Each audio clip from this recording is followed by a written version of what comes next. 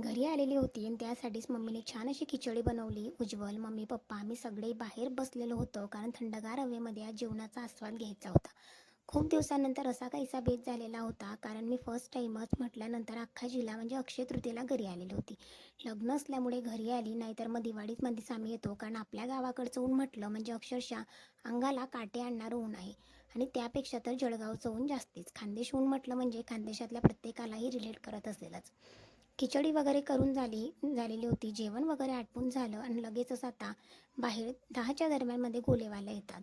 So ते गोलेवाले दादा आलेले होते. त्यांच्याकडे छान असे 4 गोले बनवून घेतले आणि मावा कलरमध्ये गोले खायचे होते. कारण तुम्हाला तर माहितीच आहे का जेवण झाल्यानंतर रात्री छान असं फॅमिलीसोबत एन्जॉय करत म्हणजे थंडगार खाणं म्हणजे अगदी उन्हाळ्याचं सुख असतं आणि जे की आता शेवटचा आजचा दिवस होता आणि ते अनुभवायला मिळणार होतं.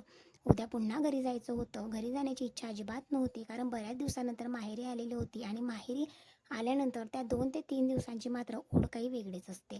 कामं अजिबात करायची नसतं. नुसता आराम केलेला होता आणि त्याच आरामामध्ये सुद्धा तब्येत खराब झालेली होती. उन्हामुळे थोडी तब्येतही खराब झाली म्हटल्यानंतर 2 दिवस वाढवून घेतले आणि इथे मावा गोला खाण्याचा आता लास्टचा हा दिवस होता. रेड आणि चॉकलेटी कलरमध्ये दोघंही शेडमध्ये छान असे मावा गोला बनवून घेतलेले होते आणि मम्मी, मी, उज्ज्वल आम्ही लास्टमध्ये गोला एन्जॉय केला आणि असा संपवला होता आजचा दिवस.